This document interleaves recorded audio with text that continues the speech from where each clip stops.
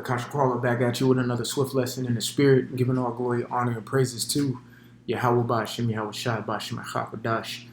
Double honors to the apostles and elders of great millstone to rule and teach well. Peace, love, salutation to the elect 144 first fruit. So I have this word cognizant, just a simple Google search. Can't speak today. And I might get it in the etymology. Salaki for that long pause. But I just wanted to, speak pretty lightly on it. I'm sure brothers have heard it already, but just for anyone who's maybe tuning in new to the channel, this is just a character building lesson that's going to, prepare you in some type of way for the times to come. And really the times that you're already in. You have to be cognizant of what you're going through, meaning, of course, zooming in on the definitions as having knowledge or being aware of. All right. So if you're being aware of something, guess what? You're not being. Fucking simple. Okay. Real talk. That's something that's been kind of drilling.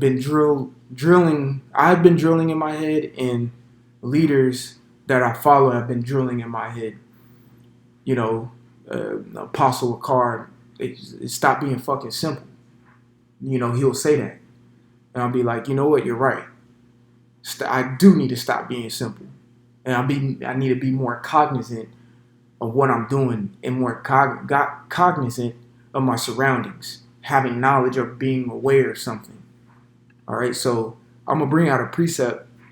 The elder in my camp, Elder Aratazar, loves this precept a lot. And I understand why. And, watching the man, I can see how he moves and how he applies this to his everyday life. Same thing with, all the heads in my camp, all bros that I look up to, and brothers from their respective other areas across the globe, really, who I look up to and things of that nature. You can see how they follow these two precepts right here. This is what you call the scriptures tell us to be cognizant of our surroundings and know and be aware of what you're doing. Proverbs 4:26 says, ponder the path of thy feet, and let all thy ways be established. Yes, when you ponder the path of your feet, you're making logistical movements. You're analytical about your moves. You're observant, and you know when to move and when not to move. It's what you call wisdom. Wisdom is all those adjectives that I just used, being logical, observant, and analytical. It will be, and you make a wise decision based off of those three attributes that you try to carry each and every single day. Okay? Ponder the path of thy feet, but also understand you still give room for the Spirit to work. As we know, the scriptures tell you to give the Spirit free course. Also, it tells you not to grieve the Holy Spirit. And then also it tells you in 1 Timothy 4 that the Spirit speaks expressively. So that means it speaks freely. Okay? It expresses what it needs to express in a manner that it needs to do it in. Okay? And it uses you as a vessel. So even though you're pondering your path, always give room for the Spirit to do its work. Okay, prime example. I need to make it to camp. I understand if I leave at this time, I'll get there at this time, and I will be there on time.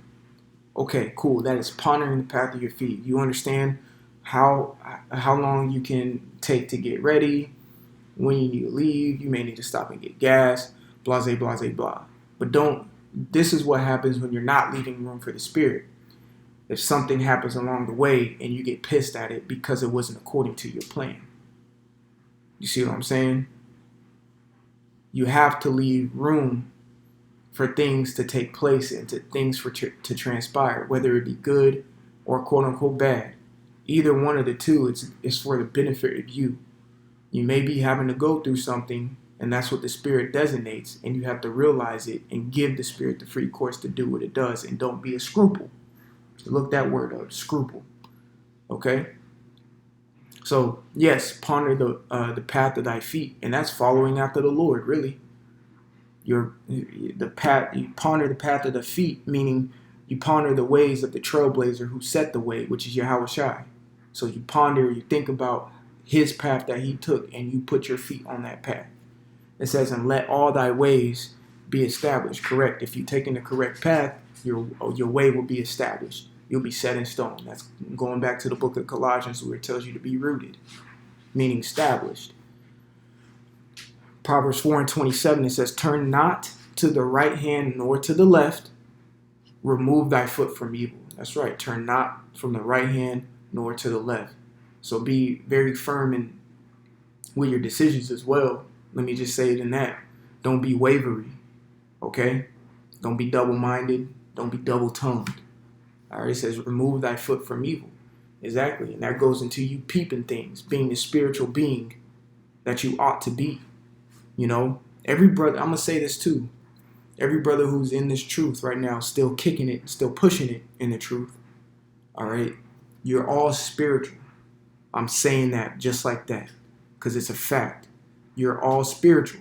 You just may have some who are more spiritual than others. That's it. All right? So don't take offense of it when a brother tells you if you may be being simple for a moment because you may not be as cognizant of that brother. Don't be offended when that brother tells me, hey, man, be spiritual. Y'all need to be spiritual. Don't get offended on that. You are spiritual, but he's trying to push you to become more spiritual, okay? And to become more cognizant, all right? Which means what? Having knowledge.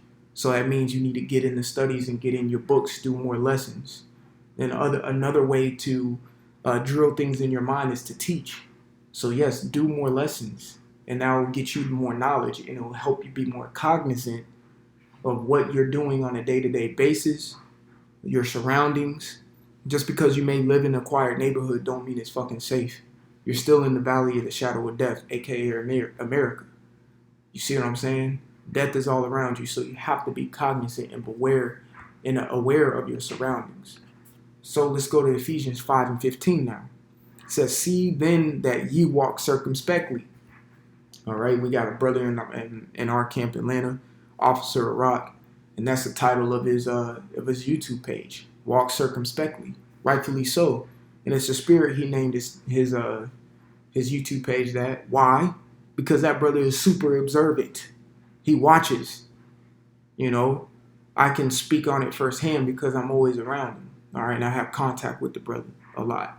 So, yes, be circumspect. Be observant. Be cognizant of your surroundings and what you're doing. All right, so let's get that word here in the Greek real quick. Strong's G 199. Akribos. Akribos. All right, and that means exactly or accurately. There's no other reason why the apostles and elders, starting with Apostle Tahar on down, always say we have the 100% truth because the Spirit deems that necessary and deems that accurate. Okay, it makes us circumspect. Therefore, it will be good to label that we have the 100% truth, which is true because we're accurate when we speak. We're accurate because we use the words of the Lord, and that's being circumspect. We don't come out of our own minds and do what we want. Matter of fact, now that I say that, kind of ring the bell of a precept real quick. Let me just see if I can find it. Bear with me. Ecclesiasticus chapter 5. I think this is it. Yeah, we'll use this. Ecclesiasticus or Sirach chapter 5 and 3. It says, and say not, who shall control me for my works? For the Lord will surely revenge thy pride. Oh, let's start at 2. Follow not thine own mind in thy strength to walk in the ways of thy heart. Right. That's a better, precept of what I was saying, because we follow the words of the Lord, which makes us circumspect, which makes us accurate. You see? So being circumspect and cognizant of your surroundings and being knowledgeable makes you accurate. It makes you right. Simple. It makes you right. This is a good precept to the precept in Proverbs, I want to say the 3rd chapter as well, which brothers already know that. I don't need to bring that out. But if you do know it, put it in the comment section. If you do tune into my lessons, Babak Shah. So that's the word circumspect. So it says, see then that ye walk circumspectly, not as fools, but as wise. You see, that's what I was saying in the inception of the video of this lesson. Being cognizant is really those three adjectives: analytical, logical, and observant, which those combined, when you fuse those together, makes the word wise, or which is wisdom. So being circumspect or being accurate and exact in what you're doing and pondering the ways of thy feet makes you wise. All right, just like it's saying there in verse 15. So let's go to verse 16. It says, redeeming the time because the days are evil. So this right here is telling you to walk circumspectly, to walk accurately, be cognizant of your surroundings, and be knowledgeable and having knowledge, because the days are evil, meaning they're bad. The times we're living in is bad. The scriptures say what? In the last days it shall be perilous times. The word perilous means hard to do. So we're living in times where things are starting to get hard to do things. Simple. But you have to be accurate with your movements so you can always be right. You see? So I hope I hit the nail on the head and brought my point across on why you need to be cognizant of your surroundings and what you're doing on a day-to-day basis. Even if you're taking out the damn trash, have your eyes open and your head on a swivel. That's one thing I did learn when I was playing football, in college and in high school and things of that nature when I was playing football. And the brother, Officer Yadai here in Atlanta camp can attest to this because that brother played college football too. One thing I always heard from my coaches is keep your head on a swivel, especially when you're on defense, because you have people coming to block you and you could get blindsided.